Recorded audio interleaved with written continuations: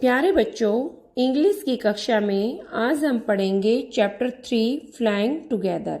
Flying together का मतलब होता है एक साथ मिलकर उड़ना। चैप्टर शुरू करने से पहले प्री रीडिंग के कुछ क्वेश्चन दिए गए हैं, वो आप पढ़ेंगे और उनके जवाब आप मुझे भेजोगे। तो अब हम बात कर लेते हैं अपने चैप्टर की, फ्लाइंग टुगेदर, एक साथ मिलकर उड़ना। सबसे पहले मैं एक एक लाइन की आपको जो इंग्लिश है वो पढ़ूंगी और उसके बाद उसको हिंदी में कन्वर्ट करके आपको बताऊंगी। तो आप सभी ध्यान से इसको सुनेंगे। Deep in a forest stood a very large tree. जंगल में एक बहुत बड़ा पेड़ खड़ा था। यानी कि जो जंगल है वो कितना गहरा होता है और उसमें एक बहुत बड़ा पेड़ था। It leafy branches spread out like a strong arm. उसके पत्तों से भरी हुई शाखाएं मजबूत भुजाओं की तरह खड़ी थी। This tree was the home of a flock of wild geese. Geese क्या होते हैं? हंस होते हैं। फ्लॉक क्या होता है? झुंड, यानी कि हंसों के झुंड को हम फ्लॉक कहते हैं। यह वृक्ष जंगली हंसों के एक झुंड का घर था। They felt safe there. वे वहां सुरक्षित महसूस करते थे। जैसे आप अपने घर में सुरक्षित महसूस करते हो, डर नहीं लगता, इस प्रकार वो अपने घर में सुरक्षित महसूस करते थे। One of the geese was a wise old bird. उनमें से एक बुद्धिमान बूढ़ा हंस था। He notice a small creeper at the front of the tree. उसके वृक्ष के आगे वाले भाग पर एक छोटी सी उसको बेल दिखाई दी। He spoke to other bird about it. उसने उस बेल के बारे में दूसरे पक्षियों से बात की। Do you see that creeper? क्या तुम उस बेल को देख रहे हो? He said to them. उसने उनसे कहा, लेट अस डिस्ट्रॉय इट। चलो इसको नष्ट कर देते हैं। जो क्रीपर लगी हुई है, ये बड़े बुद्धिमान हंस ने कहा। Why must we destroy it? हम इसे क्यों नष्ट करें? औरों ने ये कहा। He asked the geese in surprise. उन्होंने हैरान होकर उससे पूछा कि हम इसको नष्ट क्यों करें? It is so small. ये तो कितनी छोटी है। What harm can I it do? ये क्या नुकसान हमें पहुंचा सकती है? My friend replied the wise old bird. मेरे मित्रों, बूढ़े बुद्धिमान हंस ने उत्तर दिया, that little creeper will soon grow. ये जो छोटी सी बेल आपको दिखाई दे रही है, ये जल्दी से बड़ी हो जाएगी।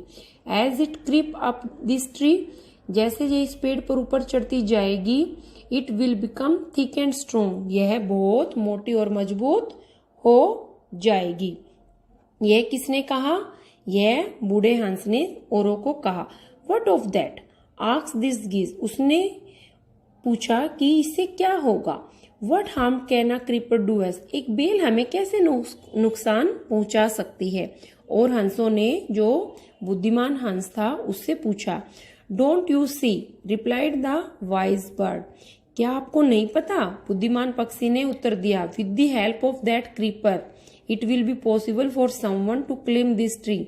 इस बेल की सहायता से किसी के लिए भी पेड़ पर चढ़ जाना बहुत आसान हो जाएगा। A hunter can come up and kill us all. एक शिकारी भी ऊपर आ सकता है और हम सभी को मार सकता है। ये जवाब किसने दिया? बूढ़े हंस ने सबको दिया कि अब जो छोटी सी बेल है ना, वो बढ़ के बड़ी हो जाएगी और ऊपर उस पर चढ़ना आसान हो जाएगा।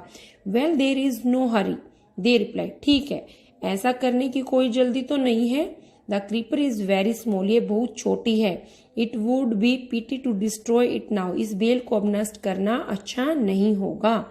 इस destroy the creeper while it is still young. इस बेल को अभी नष्ट कर दो क्योंकि ये छोटी है। बूढ़े पक्षी ने सबको यह सलाह दी।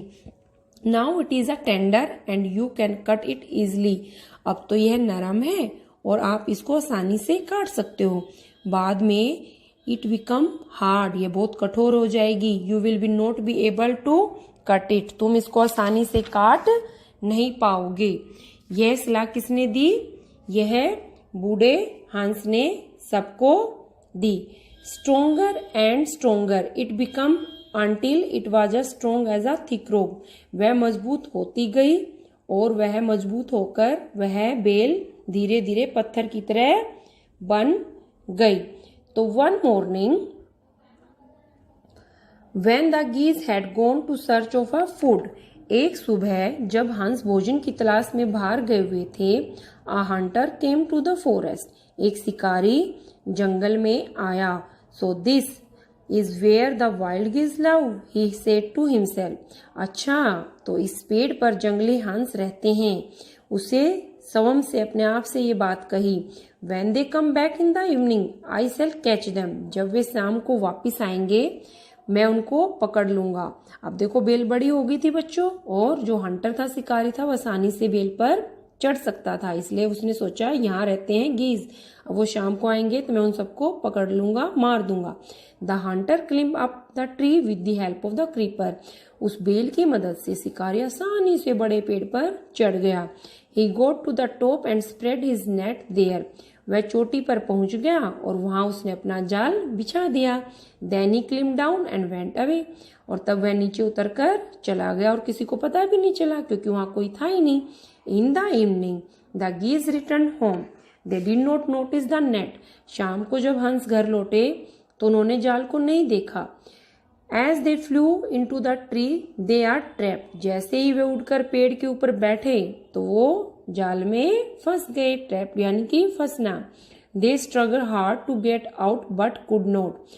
अब देखो जाल में फंसे हैं तो जाल से बाहर निकलने के लिए उन्होंने बहुत संघर्ष किया, बहुत प्रयास किया, लेकिन वो बाहर नहीं निकल सकी। Help help cried the geese. बचाओ बचाओ, हंस चिल्लाने लगे। We are caught in the hunter net. हम शिकारी के जाल में फंस गए हैं। Oh what shall we do, अब हम क्या करें। तो उनको बहुत पछतावा हो रहा था। Don't make a fuss now said the wise old bird.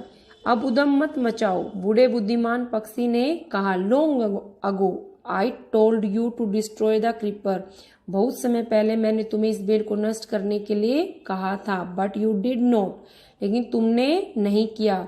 Now see what has happened. अब देखो क्या हो गया।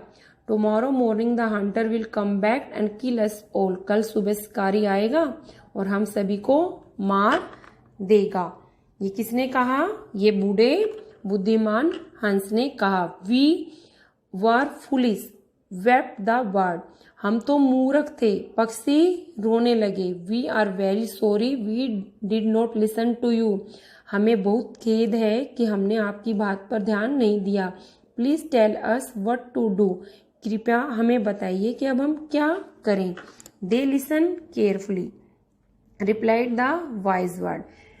तो फिर ध्यान से सुनो। बुद्धिमान पक्षी ने उत्तर दिया कि तुम्हें क्या करना है। When the hunter come you must all pretended to be dead. जब शिकारी आएगा तो तुम सभी ने मर जाने का दिखावा करना है। जस्ट लाई स्टिल, बस चुपचाप लेटे रहना है। The hunter will not want dead bird. शिकारी मरे हुए हंसों को नहीं ले जाएगा। He will throw us to the ground. वह हमें जमीन पर फेंक देगा। It will be then easy for him to climb down. तब हमें उससे नीचे उतरना और मृत पक्षियों को इकट्ठा करना और घर ले जाना आसान काम होगा। When the last of us been thrown down, we must quickly get up and fly away. जब हमारे में से आखिरी पक्षी को नीचा गिरा दिया जाएगा तो फिर हमें जल्दी से उठकर उड़ जाना है। तो देखो बूढ़े पक्षी ने कितनी अच्छी बात बताई शिकारी को बेवकूफ बनाने के लिए कि हम कैसे बच सकते हैं। In the morning the hunter came to the tree and climbed up. जब सवेरे शिकारी पेड़ के पास आया, ऊपर चढ़ गया। He look at the geese in the net. उसने जाल में फंसे हंसों को देखा। They all are dead. ये तो सारे मर गए हैं। ही मटर टू हिमसेल्फ। उसने अपने आप में बुड़बुड़ाया, अपने आप में बोला। He threw them out to the net one by one. उसने एक एक करके उन्हें जाल से बाहर फेंक दिया, क्योंकि उसको तो अपना जाल चाहिए था, मरे हुए को तो उसने लेके नहीं जाना था। The birds lay still until the last one had been throw down. पक्षी तब चुपचाप पड़े रहे जब तक कि आखिरी पक्षी को नीचे नहीं फेंक दिया। Then all at once. तब वे सारे दे गोट अप, एकदम से उठ गए। Flap their wing and fly away. उन्होंने अपने पंख फड़फड़ाए और उड़ गए। The hunter was taken by surprise. शिकारी तो हैरान ही रह गए। From the top of the tree he was the geese flyer. पेड़ के शिखर पर से उसने देखा कि सारे हंस उड़कर जाते रहे। तो देखो बच्चों, जो बूढ़ा हंस था वो कितनी समझदारी से उसने पहले भी एडवाइस दी, सलाह दी, लेकिन किसी ने उसकी बात नहीं मानी।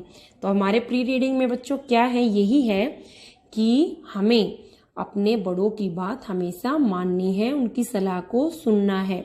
अगर हम उनकी बात नहीं मानते तो उन्हें बुरा भी लगता है और हमें नुकसान भी होता है। इसलिए हमेशा हमें अपने बड़ों की बात माननी चाहिए, उनके साथ अच्छे से समय व्यतीत करना चाहिए। तो स्टोरी बच्चों अच्छी थी, आपने एंजॉय किया और एक हमने इससे मैसेज भी लिया है, सीख भी ली है कि हमें कभी भी अपने बड़ों की बातों को अनदेखा नहीं करना चाहिए, अनसुना नहीं करना चाहिए। हमें हमेशा अपने बड़ों की बात माननी चाहिए।